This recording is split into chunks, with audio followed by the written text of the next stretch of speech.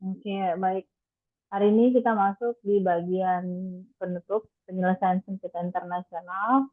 Di penyelesaian sengketa internasional ini sebenarnya saya ingin rangkaikan dengan misi diplomatik, tapi mungkin tidak cukup waktunya, jadi kita fokusnya di penyelesaian sengketa saja ya. Siapa tahu ada teman-teman yang mau kembangkan. Eh, yang pertama dipahami adalah di dalam penyelesaian sengketa internasional itu kita akan melihat ada dua persoalan di dalam hal kepentingan versus kepentingan. Jadi negara yang satu dengan negara yang lain, atau subjek hukum internasional yang satu dengan subjek hukum internasional yang lain itu bisa saja sama-sama mempunyai kepentingan nasional. Berarti sama-sama di dalam konteks hukum nasionalnya itu dengan hukum negara tempat dia bermasalah itu memiliki kepentingan yang ingin diperhatikan lebih dulu. Kemudian selain kepentingan nasional, ideologi negara satu dengan negara lain itu bisa saja berbeda. Kemudian secara militer, kekuatan militer bisa saja berbeda. Kemudian politik, ekonomi juga sangat mendominasi mengapa bisa terjadi persoalan sengketa internasional.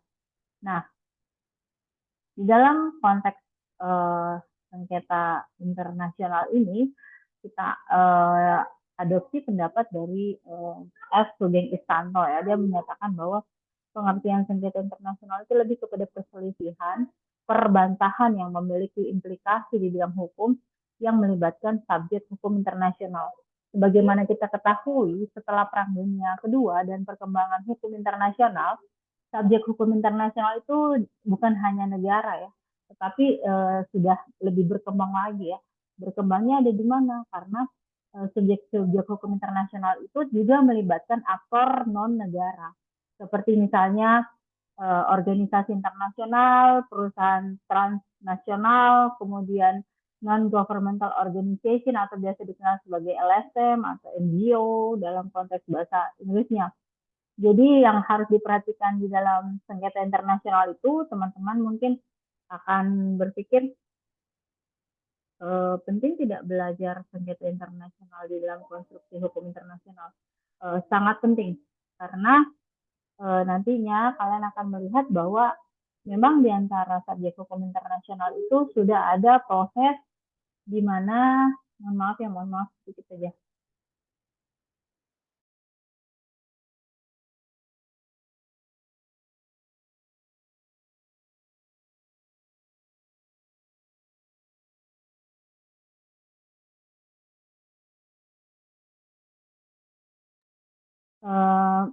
Para pihak itu bukan hanya subjek hukum negara, tapi bisa yang lain.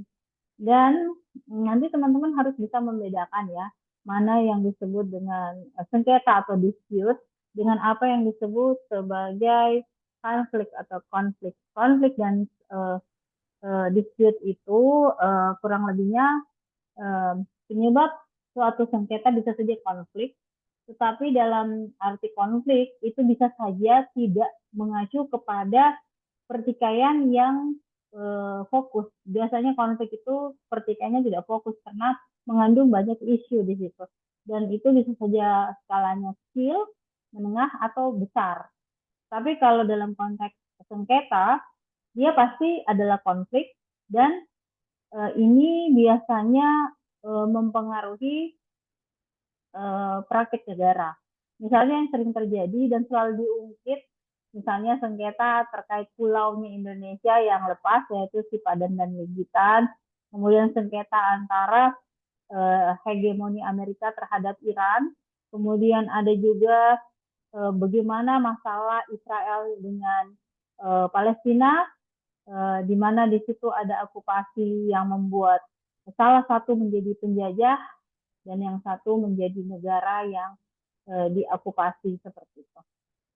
Kemudian kalau kita berbicara sengketa internasional, maka kita itu akan berbicara bahwa di dalam konstruk sengketa internasional itu disebabkan atau yang menyebabkan adalah perbedaan di dalam hal yang substansif. Kalau secara umum mungkin perbedaan argumentasi, pertengkaran terkait suatu perkara, atau perbantahan yang melibatkan negara-negara di seluruh dunia, atau sengketa tersebut menjadi perhatian yang luas dan mendapatkan fokus dari masyarakat dunia. Apa yang menjadi halnya? Halnya itu bisa saja politik, bisa saja hukum, ekonomi, maupun bahkan bagian bidang sosial budaya. Nah, di dalam konteks sengketa internasional itu biasa dia melibatkan apa yang dinamakan dengan latar belakang sengketa. Bisa saja faktor perebutan kekuasaan pada suatu wilayah. Nah, bisa juga perebutan sumber daya ekonomi, bahkan terkait ideologi, dan adanya suatu keinginan mengintervensi atau intervention.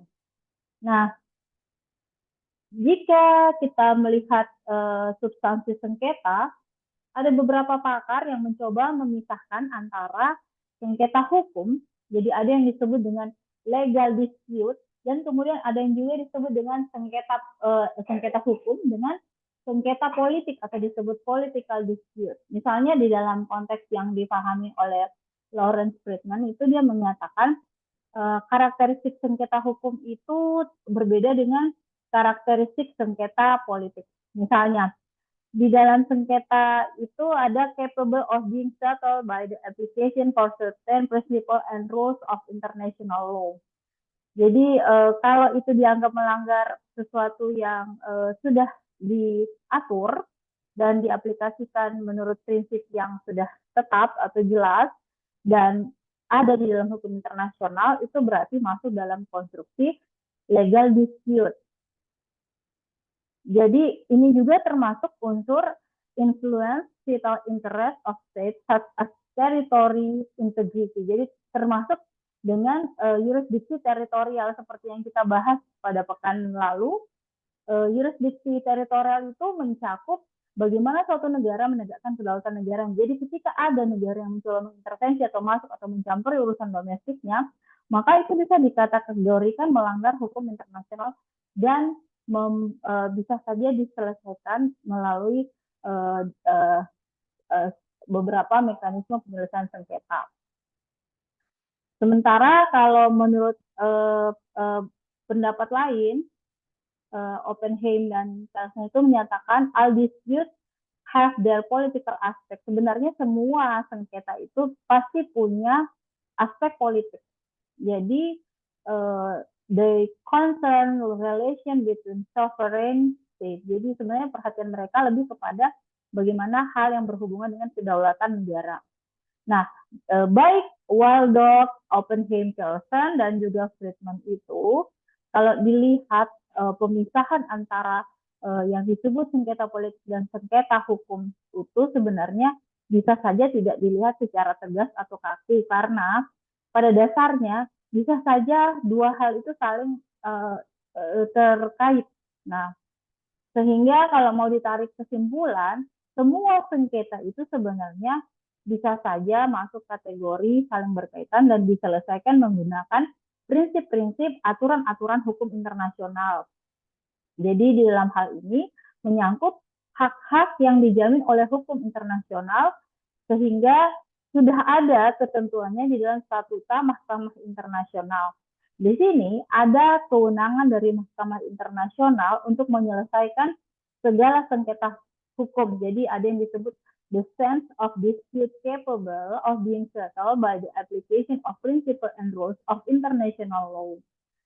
Jadi sengketa internasional ini memang bagian dari persoalan yang dipersiapkan dan diselesaikan oleh Mahkamah Internasional. Mungkin kalian pernah dengar yang dinamakan dengan istilah International Court of Justice. Nanti kalau berhubungan dengan pidana, ada pidananya baru ada kejahatannya, untuk kejahatannya lebih dominan, maka diselesaikannya melalui International Court of Criminal Justice, Justice. Nah, negara-negara yang ada di dunia ini sebenarnya pasca Perang Dunia Kedua itu kan sampai akhirnya membuat ada organisasi yang menghilangkan LBB dengan kapasitas yang sudah tidak mampu, kemudian ada PBB yang berusaha lebih komprehensif dari LBB atau Liga Bangsa-Bangsa sebelumnya, itu kemudian mereka cenderung menghindari sengketa internasional karena menyadari cost of effect. Jadi tingginya biaya yang harus dikeluarkan ketika mau bersoal atau punya sengketa dengan negara lain. Sehingga negara-negara yang ada di dunia itu mulai menyerahkan proses penyelesaian sengketa internasional kepada lembaga peradilan internasional seperti yang terjadi pada kasus sengketa berlarut-larut antara klaim kepemilikan pulau Indonesia waktu itu ya.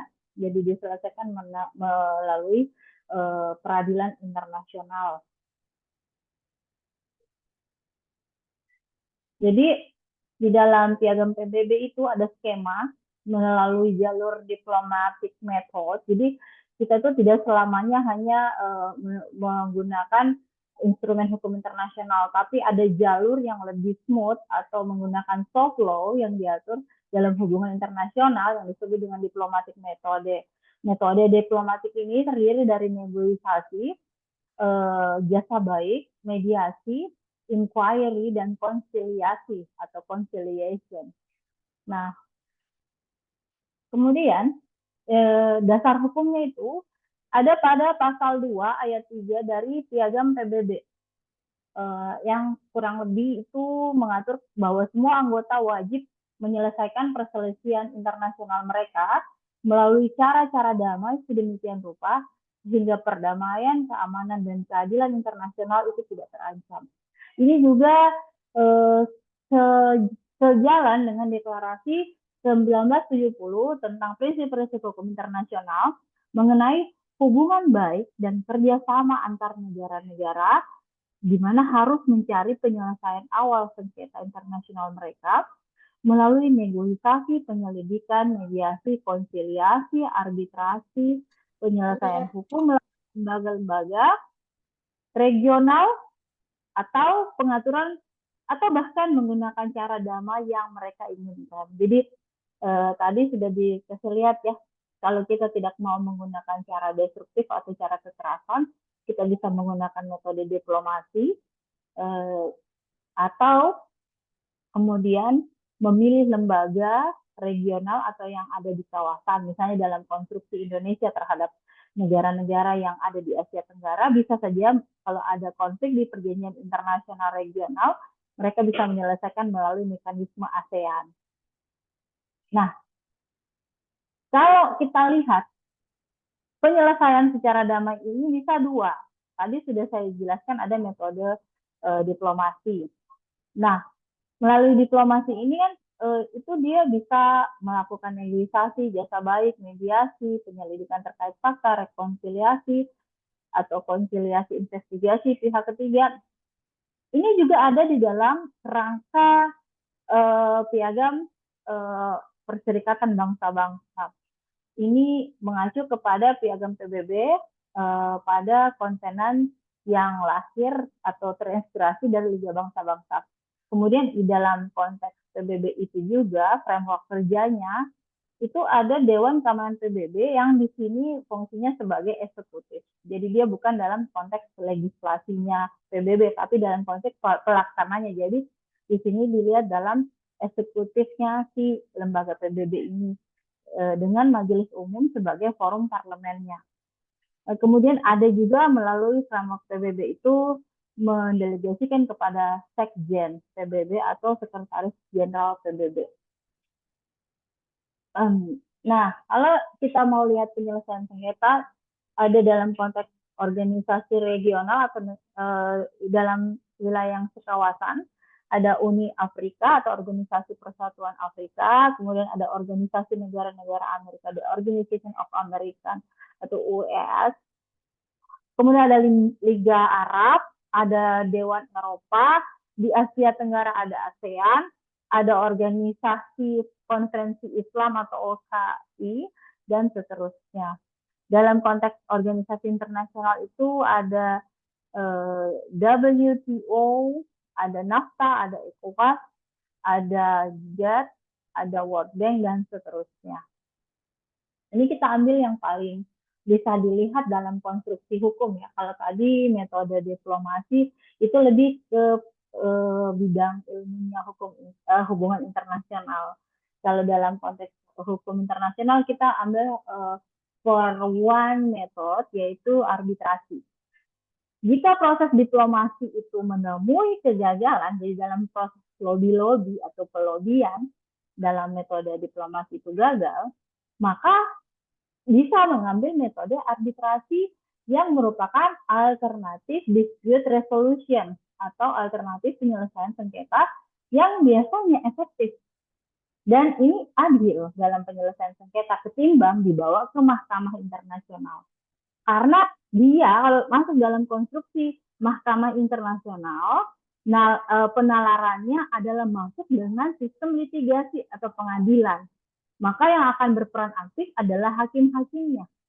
Sementara di dalam metode arbitrasi itu tidak seperti sistemnya litigasi atau peradilan atau pengadilan.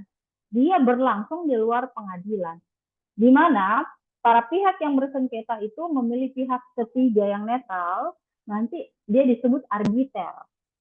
Dan kemudian berpartisipasi di dalam beberapa metode sidang, tapi sidang bukan seperti litigasi ya, sidang itu lebih kepada sekelompok orang akan ditanya terkait dengan fact, evidence, dan apa sebenarnya sumber dari permasalahan di antara mereka. Nanti bahkan mereka bisa mengajukan bukti dan saksi, bahkan kesaksian, seperti itu.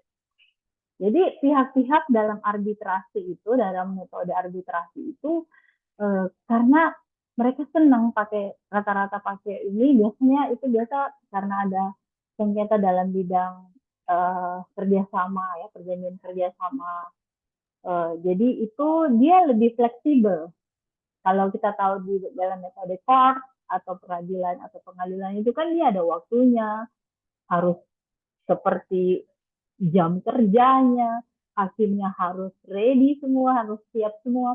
Tapi dalam konteks arbitrase ini, pihak-pihak memiliki kontrol lebih. Jadi mekanisme yang tetap diterapkan antara negara-negara dan lembaga internasional sejak negara hanya ambil sebelum dia masukkan ke ICJ atau International Court of Justice. Tapi kalau dia sangat buntu, sudah tidak dapat hal yang membuat masing-masing pihak bakalan win-win solution, mereka bisa saja mengakhiri sengketanya di International Court of Justice. Nah, penyelesaian sengketa internasional itu ada namanya prosedur. Dia bisa melakukannya melalui mahkamah internasional yang dikenal dengan istilah adjudikasi atau adjudication, di mana hal ini merupakan suatu tekniknya hukum untuk menyelesaikan persengketaan internasional dengan menyerahkan putusan kepada lembaga peradilan. Nah, adjudikasi ini meliputi proses kelembagaan yang dilakukan oleh lembaga peradilan tetap. Jadi beda lagi ya kalau dia mau pakai sistem peradilan. Di samping ada yang namanya penyelesaian sengketa menurut cara-cara damai atau disebut mediation method yang juga lebih kental kepada penyelesaian jalur politik. Itu ada juga yang disebut dengan sudah tidak bisa ditemukan, akhirnya mereka saling melakukan sengketa dengan cara kekerasan. Misalnya mereka menerapkan perang sebagai sanksi terakhir, kemudian saling mengintervensi, kemudian ada satu pihak yang memblokade, kemudian retorsi, reprisal, itu semua adalah cara-cara yang di luar dari metode diplomasi. Nah, kemudian kalau kita lihat ya, cara perang ini sebenarnya sudah dilakukan dari zaman dahulu kala. Dan ini dijadikan sebagai alat atau instrumen atau bahkan kebijakan luar negeri negara-negara di zaman dahulu. Di mana mereka merasa tindakan ini sangat destruktif sehingga bisa langsung memaksakan hak dan pemahaman terkait dengan aturan yang mereka inginkan. Nah, oleh sebab itu, di dalam metode perang ini memang betul-betul saling hancur-hancuran ya. Pada masa legalitas perang sebelum Piagam PBB 1945 itu, perang dimaksudkan untuk menaklukkan negara lawan sehingga negara yang kalah itu tidak memiliki alternatif kecuali menerima syarat-syarat penyelesaian yang ditentukan oleh negara pemenang perang. Jadi ketika salah satu pihak menang berarti sengketa telah diselesaikan. Nah, jadi pada masa lalu itu ada yang dalam masa awal perkembangan hukum internasional itu ada yang disebut dengan penggunaan kekerasan atau of force, use of force oleh negara yang bahkan diatur oleh just war doctrine. Doktrinnya hukum perang. Ini dikembangkan oleh Saint Augustine dan Grotius. Doktrinnya itu menyatakan bahwa perang adalah ilegal kecuali dilakukan untuk suatu just cause, suatu alasan. Jadi perang diizinkan sebagai suatu cara untuk menjamin hak suatu negara, manakala sudah tidak ada cara efektif. Jadi pada masa itu perang dikatakan adil jika menggunakan peralatan perang yang sederhana, yang disertai dengan pernyataan perang oleh satu pihak dan pihak lain yang akan menerima diserang sehingga harus bersiap-siap. Jadi ada juga sistematikanya diatur di dalam perkembangan hukum internasional lama. Jadi disebutkan oleh John O'Brien itu dia bilang suatu perang harus dimulai oleh adanya suatu pernyataan formal. Jadi bilang dulu ada perang dan ini diketahui oleh kedua negara yang akan saling berhadapan. Jadi perang yang adil itu didefinisikan sebagai pembalasan dari orang yang tertindas atau luka terhadap pihak yang salah yang menolak penghukuman. Mohon maaf, azan dulu.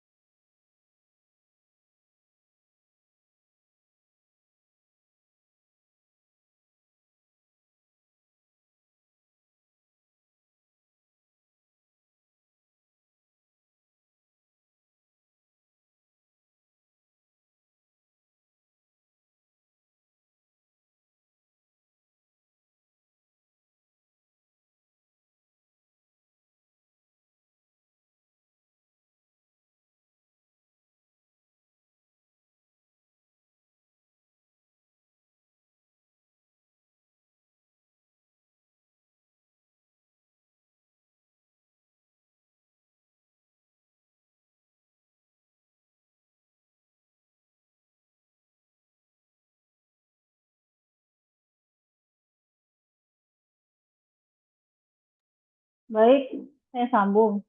Jadi di dalam perang itu setelah pasca Perang Dunia Kedua atau setelah LBB digantikan oleh organisasi PBB itu, perang itu diatur dengan sangat hati-hati. Makanya ada konstruksi perlindungan di dalam hukum internasional itu chapter sendiri, yaitu yang disebut dengan hukum humaniter internasional.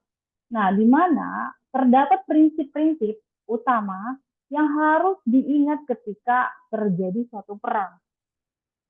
Jadi ada beberapa tipe di mana perang boleh terjadi, tapi ada prinsip yang tidak boleh dilanggar oleh para pihak yang saling berhadapan di dalam perang ini. Jadi apa yang menjadi substansi pengaturan tersebut? Substansi pengaturannya menyangkut alasan kemanusiaan, di mana ada yang dinamakan prinsip pembeda atau distinction principle yang membedakan mana yang warga negara atau sivilian dengan angkatan militer atau kombatan. Jadi ini kalian harus tahu ya, di dalam perang harus dibedakan mana yang disebut masyarakat sipil, mana orang-orang yang dipersenjatai siap untuk perang. Jadi prinsip distinction ini di dalam hukum humaniter internasional berfungsi untuk membedakan yang boleh berperang dan yang tidak boleh dilibatkan di dalam perang. Jadi antara objek sipil pun dan objek militer pun itu harus terpisah. Para pihak yang mau berhadapan harus sangat memperhatikannya. Maka di dalam bidang hukum humaniter yang merupakan bagian dari hukum internasional itu, ada tujuan mengapa harus ada pembedaan yang seperti itu. Karena yang pertama adalah semaksimal mungkin orang-orang atau masyarakat sipil atau masyarakat biasa atau penduduk biasa itu terhindar dari efek akibat konflik bersenjata. Jadi kalau yang terbunuh banyak kombatan atau angkatan militer, yaitu konsekuensi perang. Tapi sebisa mungkin menghindari korban jiwa dari masyarakat sipil. Termasuk tidak boleh masuk di area pemukiman, di situ ada masyarakat sipil. Yang kedua, hanya kombatan atau hanya orang-orang yang masuk dalam kategori militer yang boleh berpartisipasi di dalam konflik bersenjata atau yang boleh menggunakan kekerasan. Masyarakat sipil tidak boleh. Sehingga kalau mati atau terjadi konteks membunuh, boleh membunuh dan dibunuh, itu hanya boleh kombatan yang lakukan. Bahkan yang bisa ditawan di dalam suatu perang atau boleh jadi tawanan atau orang yang diambil dari perang itu hanya sesamanya yang bersenjata, kombatan istilahnya. Nah, begitu juga ketika mereka berhadapan-hadapan, yang boleh berperang itu hanya menyangkut objek militer, misalnya pangkalan militernya negara A sama pangkalan militer negara B boleh dihancurkan karena mereka berhadapan. Kemudian gudang persenjataan, tempat kendaraan, transportasi militer boleh saling menghancurkan, tapi tidak dengan objek sipil seperti rumah masyarakat, rumah kemudian sekolah, rumah sakit, fasilitas publik, tempat ibadah, atau bahkan situs-situs sejarah. Itu tidak boleh ditembak, tidak boleh dirusak, tidak boleh dibom. Itu harus dilindungi.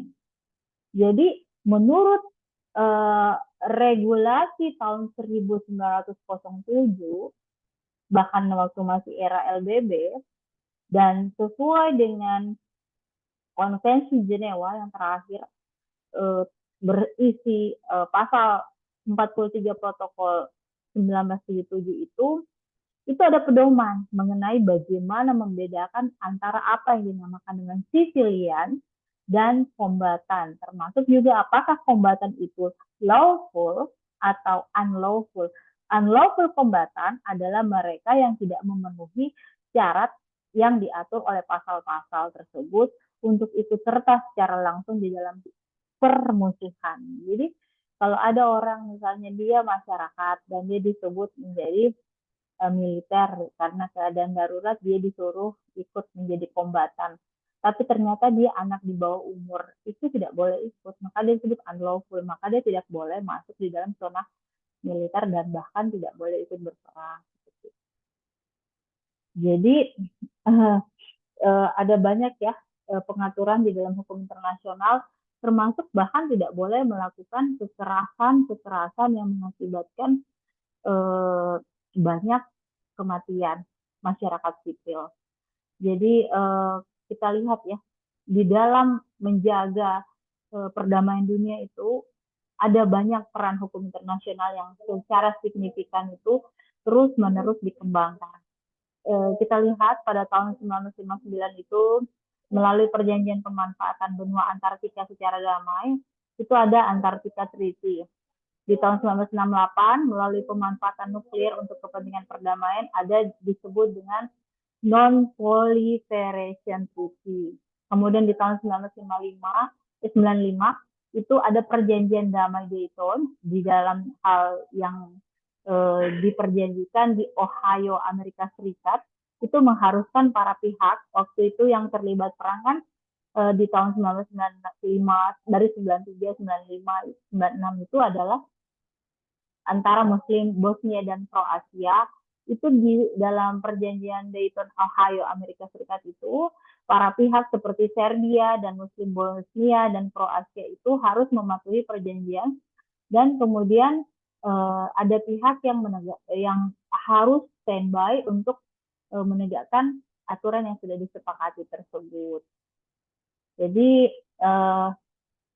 kalau mau pakai peradilannya pun bisa juga dalam konteks Mahkamah Internasional untuk membuat sengketa internasional itu selesai seperti itu. Nah, kayak kemarin kejadian Israel digugat di Mahkamah Internasional itu oleh Afrika Selatan, dia menggunakan konvensi hukum internasional, konvensi genosida 1951 untuk menjerat apa yang dilakukan oleh pemerintahannya Netanyahu yang banyak membunuh warga sipil. Bahkan bukan cuma membunuh, ada indikasi melakukan ethnic cleansing, memusnahkan etnik keseluruhan seperti itu. Baik, saya pikir kalau ada yang mau bertanya silahkan. Kalau tidak ada ya sudah, selesai, saya ada jam mengajar lagi berikutnya. Silahkan kalau ada yang mau bertanya. Izin Bu, mau bertanya. Silahkan. Saya juga Bu. Sesuai dengan penjelasannya tadi Bu tentang bagaimana peperangan bisa terjadi, artinya dalam hukum internasional ini Bu, ini merupakan memang pandangan hukum internasional dalam melihat itu adanya peperangan atau memberikan, karena yang kita jelaskan tadi Bu, sepertinya dalam hukum internasional ada tata aturan yang harus ditaati untuk melakukan peperangan. Jadi maksudnya kalau penjelasan tadi itu sepertinya peperangan yang penuh dengan tata krama Bu, karena tidak bisa menembaki tempat ibadah, tidak bisa sekolah-sekolah dan sebagainya. Itu kan artinya seperti, saya rasa kalau peperangan dimanapun itu Bu, tidak ada istilah begitu, yang penting sapu rata. Dan inilah yang terjadi di di Palestina Bu, malah anak-anak di bawah umur, bayi apa semua ditembak, tidak ada dia pilih-pilih Bu. Itu yang saya maksud, bagaimana pandangannya Bu? Terima kasih.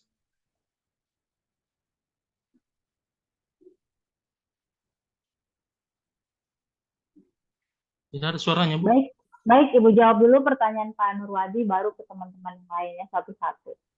Ya, pertama seperti ini, hukum itu hadir untuk menertibkan. Baik hukum itu ada di persepsi dalam skala hukum nasional dan apalagi untuk masyarakat internasional seperti hukum internasional. Oleh sebab itu, pada dasarnya, hukum internasional itu hanya memberikan pedoman-pedoman dalam konteks ini, misalnya dia dipersepsi seperti individu, dia hanya memberikan pedoman-pedoman berperilaku bagi subjek hukum internasional seperti negara.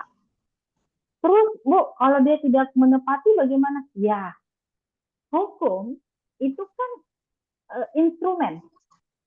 Apa yang dipahami sebagai instrumen? Alat untuk melegitimasi, memberikan arahan, memberikan pedoman, memberikan makna pada beberapa peristiwa. Kalau di dalam konstruksi pidana misalnya kita lihat, tidak bisa ada suatu perbuatan diberikan sanksi kalau perbuatan itu belum diatur menurut aturan hukum. Maka dalam hal ini kelihatan kan sudah diprediksi bakalan terjadi. Tapi sebaliknya ada aturan perang yang berupaya menegakkan hak-hak manusia. Itu yang harus dipahami. Kenapa kalau belajar hukum itu tidak harus hukum kan seperti ini. Loh kok yang terjadi seperti ini? Nah, sekarang saya tanya pada semua teman-teman. Saya selalu memberikan pertanyaan itu di kelas saya. Hukum itu buatan manusia. Jadi akan dilaksanakan oleh manusia. Hukum itu produk, termasuk konvensi, treaty, traktat, dan semua aturan-aturan tertulis baik nasional ataupun internasional. Dia hanya buku, atau disebut kalau dikodifikasi kitab. Tapi yang akan membuat apa yang terbukukan itu terjadi atau terimplementasi atau diterapkan adalah manusia. Dalam hal ini negara. Terus praktek di lapangan apa bisa sama dengan apa yang ada ditulis di buku? Belum tentu. Makanya disebut ketika belajar hukum, di level awal, di pengantar ilmu hukum itu kalian pasti diajari. Kalian di Fakultas Hukum itu belajar dasolen dasein. Apa yang hukum pada normanya, dasolen, dan hukum pada kenyataannya. Jadi ini disebut versus. Dasolen versus dasein. Antara idealnya hukum dengan antara kenyataan hukum itu tidak sejalan kadang-kadang. Ini bahkan bisa kontra. Seperti dia misalnya, setiap warga negara harus patuh pada hukum. Yang terjadi, lah, naik motor tidak pakai helm. Harus bayar pajak, ternyata tidak bayar pajak. Jadi ini cuma pedoman. Ditaatin bagus banget. Ditaatin setengah hati juga lumayan lah. Ditaati, tidak ditaati, itu yang disebut dengan turun lagi menjadi 2. Bisa dilihat unsur pelanggarannya, maka disebut pipiring, tindak pidana ringan, dan disebut dengan sangat berat yang masuk kategori kejahatan. Nah, di dalam hukum internasional ada hukum humaniter internasional. Dia sudah prediksi bakal agak-agak kejam ini, makanya diatur memang. Nggak usah jauh-jauh ya. Kita ambil kearifan lokal. Masyarakat suku di wilayah Papua itu ada yang dinamakan mereka setiap waktu itu ketika terjadi konflik, mereka memilih tanah lapang, di situ berhadap-hadapan, kemudian mereka saling menyerang. Orang yang tidak termasuk berkonflik atau bukan bagian dari masyarakat adat yang menegakkan aturan yang dilanggar oleh pihak kampung lawan, itu tidak boleh masuk di arena itu. Maka kemudian mereka hanya boleh ada di pinggir sebagai penonton. Ibu, tapi kadang-kadang ada juga loh Bu yang kena sabetan parang, pedang, atau bahkan tak kena panah. Gimana itu Bu? Lah itu yang disebut akibat yang diperluas. Tidak sengaja. Nah, jadi ibaratnya hukum internasional itu hanya memberikan pedoman, dan memberikan pencegahan jika terjadi. Atau aspek preventifnya harus ada, aspek setelah atau disebut represifnya harus ada. Seperti itu. Itu jawaban saya untuk Pak Nurwan. Silakan, ada lagi? Saya, Bu. Silakan, Saya, silakan. Bu. Assalamualaikum warahmatullahi wabarakatuh. Selamat malam, Bu dosen dan teman-teman yang saya banggakan. Tadi kita telah mendengarkan pemaparan materi terkait tentang hukum internasional, sengketa internasional. Nah, di sini pertanyaan saya tidak jauh berbeda dengan pertanyaannya Pak Nurwadi tadi. Nah, pertanyaannya cukup sederhana, yaitu kapan sengketa dapat dikatakan sebagai sengketa internasional dan bagaimana peranan hukum internasional dalam penyelesaian sengketa, terutama pada hak asasi manusia, perlindungan wanita dan anak, dan mungkin biasanya kita dengar di mana ada masyarakat, di situ ada hukum. Nah, masyarakatnya sudah ada, hukumnya sudah ada, penerapannya yang tidak ada. Nah, mungkin bagaimana tanggapan Ibu dosen? Terima kasih, pertanyaannya cukup substantif, bagus.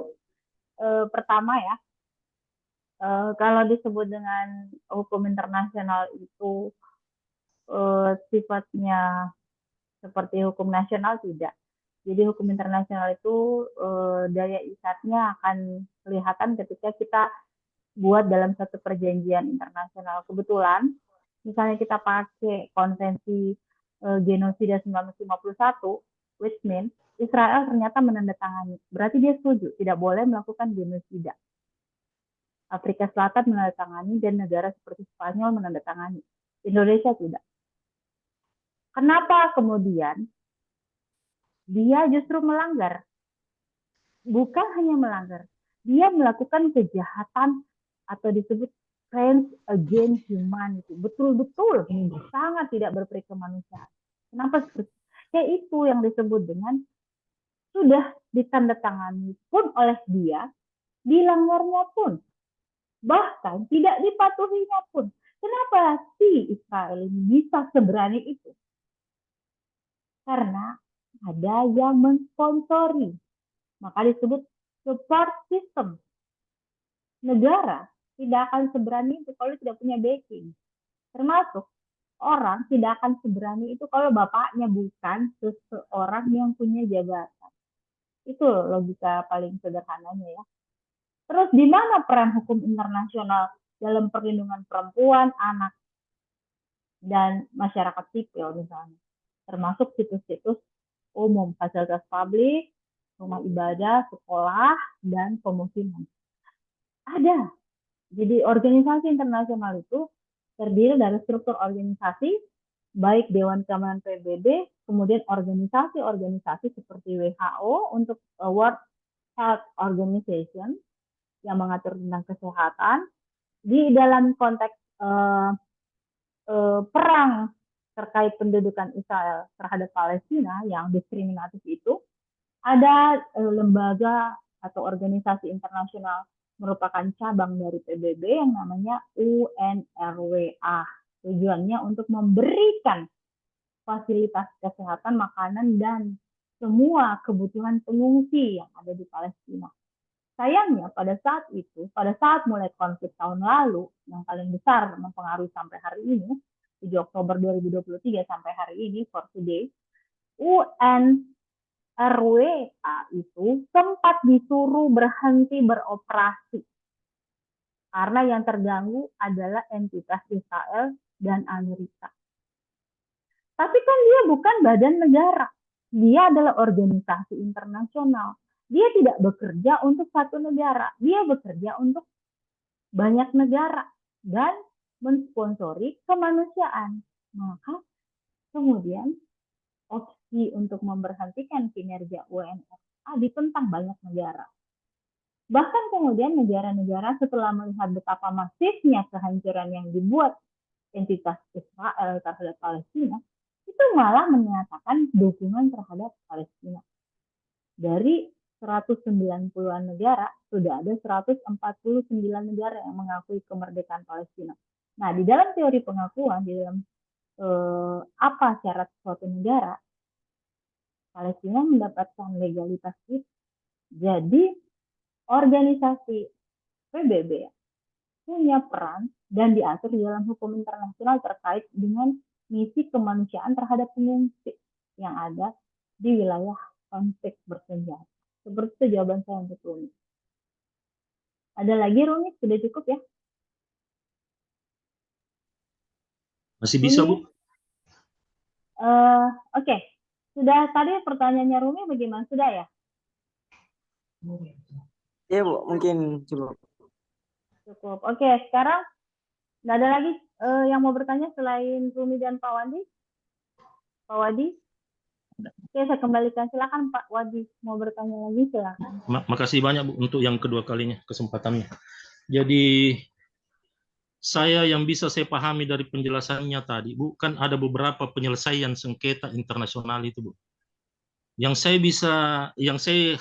artinya masih terbesit dalam hati bagaimana cara penyelesaian. Misalnya cara penyelesaian yang paling efektif atau ideal, Bu, dalam menyelesaikan, karena kan cuma dua pilihan, ada lewat negosiasi, lewat apalah, dan lewat kekerasan.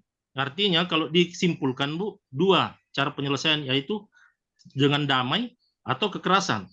Tapi apakah tidak ada alternatif lain, Bu, selain ini, misalnya untuk menyelesaikan perdamaian secara di hukum internasional itu, Bu? Terima kasih, Bu.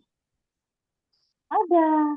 Kan tadi dibilang, kalau pada masa di mana ada terjadi konflik it means tidak fokus pada suatu masalah, lebih kecil gradasinya atau tingkatan kerumitannya daripada sengketa, itu dia bisa menyelesaikan dengan mediasi kan. Atau misalnya dua negara memakai pihak ketiga, mediator atau negosiasi, itu semua disebut cara-cara dalam konteks hubungan internasional. Pelajarannya anak-anak sospol itu juga memberikan peluang untuk menyelesaikan secara damai. Tapi kalau dalam hal ini yang harus dipahami dalam konflik Palestina Israel itu adalah ada perjanjian Balfour yang memberi salah satu tokoh di Inggris memberikan hak untuk pengungsi dari berbagai pengungsi Yahudi untuk masuk dan menempati wilayah yang pada saat itu merupakan bagian dari Inggris, penaklukan Inggris, conquestnya Inggris pada masa lalu. Negara itu adalah Palestina, diberikan kepada sebagian wilayahnya minta persetujuan untuk diberikan wilayah kepada pengungsi. Jadi itu ada aturannya juga, ada Balfour Agreement, perjanjian Balfour. Sayangnya, ternyata mereka ini sudah ada semacam latar, tidak sangat murni hanya menampung pengungsi. Mereka sudah punya kemauan untuk mengambil wilayah. Nah, proses pengambilan atau transisi pengambilan wilayah Palestina ini dari 1920-an sampai akhirnya diumumkan 1948 kemerdekaan Israel itu dilakukan sama Israel dengan didukung negara pro-nya, itu sangat-sangat berdarah. Banyak orang Palestina lagi tidur, rumahnya diambil, diusir dari tahun 1920 sampai 48 itu. Padahal kalau dipikirkan, orang Palestina, bangsa Palestina pada saat itu sangat baik, memberikan tanahnya, rumahnya, wilayahnya, sebagian untuk ditempati oleh pengungsi itu. Tapi ini pengungsi tidak tahu diri. Jadi latar itu yang disebut dengan dia bukan dapat dari conquest atau penaklukan berhadap-hadapan. Jadi prosesnya Palestina dengan Israel ini adalah proses Israel mengambil dengan kekerasan wilayah negara yang awalnya menjadi temannya untuk bermukim.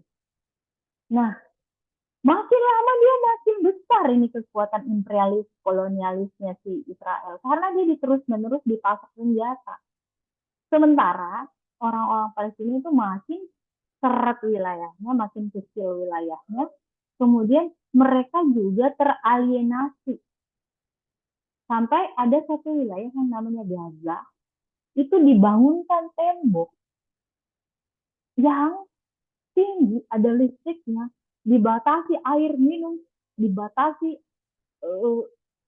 akses, didiskriminasi.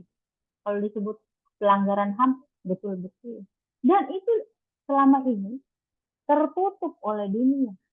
Hanya sebagian orang yang peduli yang tahu konflik geopolitiknya Timur Tengah, yang mau belajar atau orang yang belajar. Kalau orang tidak belajar, dia tidak peduli. Nah, terus di framing, dibikinkan kerangka seolah-olah ini adalah konflik atau perseteruan antara dua negara dengan negara secara seimbang. Padahal tidak. Di mana ada keseimbangan jika dari 1948 dia terus-menerus dilemahkan, dilarang masuk, dilarang makan, dipukulin, ditendang, dilarang kemana-mana, diancam, dipersekusi, dan segalanya. Terus di framing di dunia, yang terjadi adalah orang Israel itu diganggu karena dia bukan Muslim. Padahal Palestina sendiri bukan hanya terdiri dari agama Islam. Ada entitas agama Kristen, Nasrani, ada juga orang-orang beragama Yahudi, Ortodoks. Jadi Zionisme itu bukan disebut agama, tapi ideologi. Ideologinya memang ideologi penjajah. Dia ingin menjajah. Nah, dia melakukan berbagai macam cara. Jadi kalau menurut saya, kalau Pak Nurwadi bertanya apa pendapat saya ini kedudukannya tidak seimbang. Dia bukan dalam konteks perang satu entitas dengan entitas yang satu seimbang, tidak. Memang satu sudah terdiskriminasi. Tapi memang dia harus di blow up ke dunia. Maka waktu 7 Oktober itu ketika dipahamin salah, kalian akan dapat framing yang salah. Framing yang benar adalah pada 7 Oktober itu Hamas menyerang situs-situs militernya Israel. Jadi tidak melibatkan warga sipil. Dia mengikuti aturan hukum perang. Tapi di framing atau dibuat berita oleh media-media asing yang pro Amerika dan Israel, seolah-olah mereka menyerang warga Israel. Warga sipil Israel, padahal tidak seperti itu. Jadi salah framing. Kedua, pada hari itu juga ada festival musik di gurunnya Israel yang dihadiri oleh warga negara Israel dan pemuda-pemuda dari berbagai wilayah yang datang ke situ. Kemudian, karena kepanikan dalam rilis militernya, akhirnya diakui oleh petingginya Israel, IDF, memang mereka tidak sengaja menembaki warga negaranya mereka sendiri dan diberitakan sebelumnya oleh media internasional yang melakukan adalah Hamas. Padahal it's not true. Itu salah. Jadi, apa? Memang mereka bermain dengan framing propaganda dan itu salah. Dan kalian harus berpihak di sini. Kalau memang kalian mau lihat posisi internasional law, itu berusaha. Tetapi sebagai hukum internasional yang berusaha dan pelakunya adalah manusia, tetap dia akan bisa bagus secara substansi kalau manusia yang menegakkannya manusia yang betul-betul pro pada kemanusiaan. Tapi kalau dia pro pada Zionisme, ideologi Zionisme Israel yang sangat jahat karena membunuh orang-orang Palestina tanpa lagi menegakkan aturan hukum perang, maka ya terserah. Kalau saya inginnya kalau sudah belajar hukum internasional, kalian tahu posisi hukum internasional terhadap nilai-nilai hak asasi manusia dan nilai-nilai penegakan hukum supaya tidak melanggar seperti itu. Dia mengantuk, Pak Nurwadi, dia sendiri bertanya baru dia mengantuk. Bukan, Bu. Saya tidak mengantuk ini. Ada saya di layar, Bu. Oh iya, Pak. Saya kira menguap sih. Tidak, Bu. Belum. Baik. Tapi saya bisa berkesimpulan, Bu. Memberikan Iya. kesimpulan dari pertanyaan saya, Bu. Dua hal yang saya bisa simpulkan. Pertama, kalau menurut jawabannya tadi yang saya dengar, Bu, bahwa cocok nih. Artinya dia cuma buat hukum, tapi tidak ada hukuman untuk itu.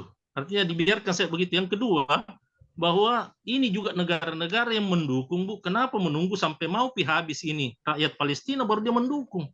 Karena kan dari awal sebenarnya konsepnya bahwa Palestina yang benar, bukan karena kita Muslim, bukan. Tapi kan melihat Jadi dari begini Pak, begini.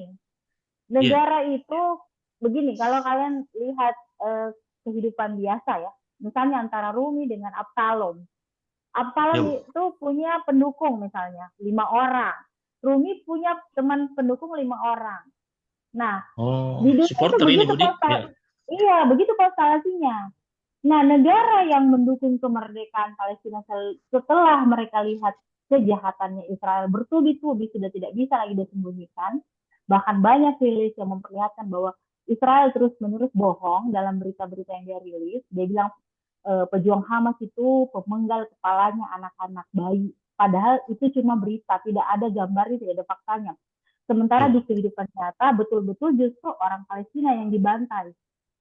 Dan itu bukan baru mulai 7 Oktober 2023, tapi sebelum itu, bahkan sebelum 1948. Itu makanya kemudian banyak yang tergerak hari ini. Tapi negara-negara yang pro sama Amerika dan punya kepentingan sama Israel dan Amerika dan janji untuk memperluas sumber daya alam yang mereka mau create di wilayah Timur Tengah. Ini persoalan sumber daya alam juga, Pak, dan ekonomi. Nah, itulah yang tidak mau Palestina merdeka. Jadi seperti itu, seperti ada yang pro pada Absalom, ada yang pro pada Rumi. Dan kadang-kadang yang pro pada Absalom ini bisa saja dibujuk-bujuk untuk mengikuti Rumi atau sebaliknya. Karena kalau kok itu sama konstelasi itu, nggak usah jauh. Mesir, di Rafah itu perbatasannya Mesir. Rafah dan Mesir itu pengungsi di situ kan. Waktu Israel beberapa pekan yang lalu membombardir dari udara dan dari darat pengungsi yang ada di situ, pengungsi Palestina yang ada di situ, Mesir sama sekali tidak buka perbatasannya kalau dibilang dia adalah negara Muslim. Tapi dia tidak mau. Kenapa dia tidak mau? Karena dia punya perjanjian tertentu dengan Israel dan Amerika. Jadi bahkan negara-negara di kawasan Timur Tengah itu dipertanyakan kenapa dia tidak bantu Palestina. Padahal dia yang paling dekat, yang bantu hanya Iran, Yaman, Suriah, Lebanon melalui Hizbullah. Nanti terakhir setelah banyak sekali orang korban dari 2 juta sekian menurun terus jumlahnya orang mati, baru mereka. Turki pun bacot-bacot itu Turki kita, Erdogan bacot-bacot. Padahal Erdogan sendiri memasok minyak untuk Israel. Jadi kalian harus pahami geostrategi dulu baru bisa bicara ini Islam atau ini bukan. Emang persoalan kemanusiaan, persoalan hegemoninya Barat terhadap negara. Seperti itu. Dan di PBB pun kenapa ketika Rusia dan China juga mau terlibat membantu Palestina, mereka punya senjata lebih bagus lagi, tidak dikasih, selalu diveto sama Amerika karena mereka bagian dari DK 5 negara yang punya hak. Tapi kan kalau sudah ada satu yang veto tidak bisa berlaku resolusi. Nah maka kemudian kalau untuk Indonesia, konstruksi Indonesia secara hubungan internasional, dia menyarankan solusi 2 negara. Which means solusi 2 negara itu is not enough. Gimana logikanya? Kalau selama ini dia penjajah, dia menjajah, dia mendiskriminasi, mau dikasih tinggal sama-sama di satu wilayah. Yang ada nanti mungkin 1-2 hari baku baik, sebentar sudah pergi semua orang, ya apa-apain lagi nih yang satu ini. Itu logikanya. Yang penting ikut berpartisipasi tahu. Oke, terima kasih atas perhatian. Terima kasih Bu, penjelasannya yang sangat semangat Bu. Saya sangat semangat karena saya mengikuti berbagai macam forum dari tahun 2000 terkait Palestina dan Israel karena saya adalah dosen hukum internasional dan juga bagian dari masyarakat yang pro pada hak asasi manusia. Walaupun kehidupan nyata pun saya tidak terlalu peduli pada beberapa hal sih, maaf. Makasih, Bu. Terima kasih. Iya, mohon maaf apabila ada kekeliruan. Dengan ucapan alhamdulillahirobbilalamin, kelas hukum internasional semester ini di semester genap tahun Juli 2024 saya nyatakan ditutup. Mohon maaf apabila ada kekurangan selama menyampaikan materi. Terima kasih. Wassalamualaikum warahmatullahi wabarakatuh. Waalaikumsalam warahmatullahi Silakan. wabarakatuh. Izin Bu, bisa di-share materinya nanti Bu. Insya Allah, iya. Oke. Iya. Terima kasih ya. Terima kasih Bu. Mari pamit. Iya. Iya.